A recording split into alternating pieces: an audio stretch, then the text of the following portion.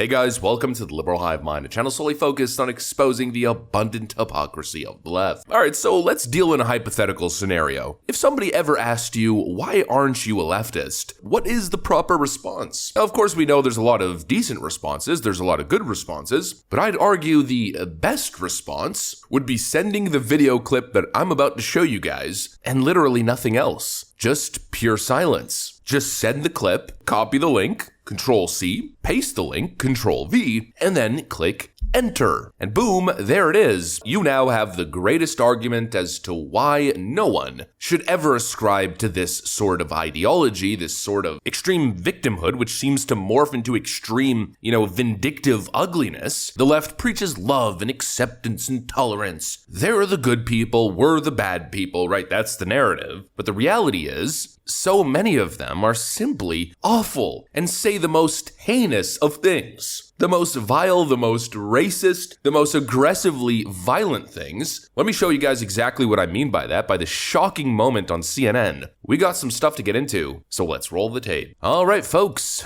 so as we know, the left kind of works in patterns, It's kind of easy to predict where they're going to go or what they're going to say due to the fact that there seems to be recurring trends. In the world of politics, anytime you hear a leftist go on and on and on some anti-Trump rant, you know that you're going to hear "more Russia" and of course "more democracy." They always go to the same place over and over again, like a broken record, like an NPC, like a pre-programmed. And then of course there's the activist leftist. In the world of activism, we're always going to land at the same point: vile, anti-white hatred and racism. Take a look at this moment on CNN. It's just unbelievable that these people are brought on air. But it was so racially charged because of what had happened just before with Rodney King, but also just how Black Americans feel about policing. It's not like O.J. Simpson was the leader of the civil rights movement of his era. Right. He wasn't a social justice leader, but he represented something for the Black community in that moment, in that trial, particularly because there were two white people who had been killed, and the history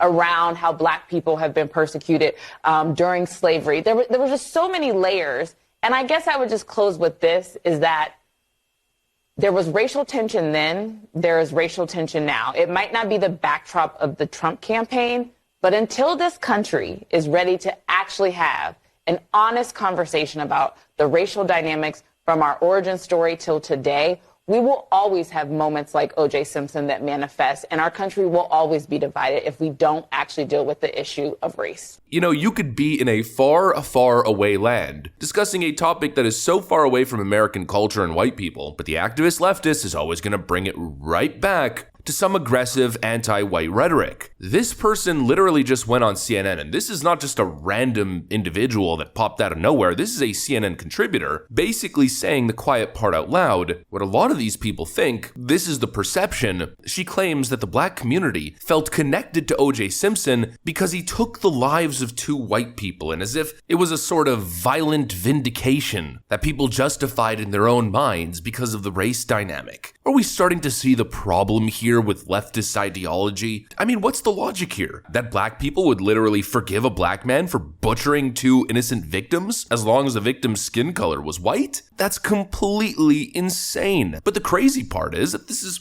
just sort of accepted rhetoric. This is what's being aired on CNN. I was about to say to millions of people, but actually hundreds of thousands of people. Of course, the clip afterwards, being linked around, saw millions of views. But this is the stuff that CNN is willfully promoting and airing to their audience. It's completely insane. You have a bunch of hosts sitting there listening attentively and not a single person even raised an eyebrow. And let's talk about division for a second. The left, and especially the activist left, is always pointing the finger at the other side, claiming the other side is so divisive and so hateful and so exclusionary and racist. After watching that clip, after watching frankly the hundreds of clips that we've watched on this YouTube channel, or that you've been exposed to online from other channels or just going viral on various social media platforms, what side is truly pushing division? Which group of people truly justifies violence, hatred, and exclusion? It's obviously the left. The left has become the political side of bigotry. If you don't believe the same things that they believe, well, then you're an extremist who should be depersoned and deplatformed, removed from the public conversation. I mean, for Pete's sakes, if some of these people got what they really wanted, you'd be in the gulags in a re-education camp. Definitely tolerant and inclusive, right? Certainly not inclusive inclusive of different ideas and political or ideological diversity. The left is the same side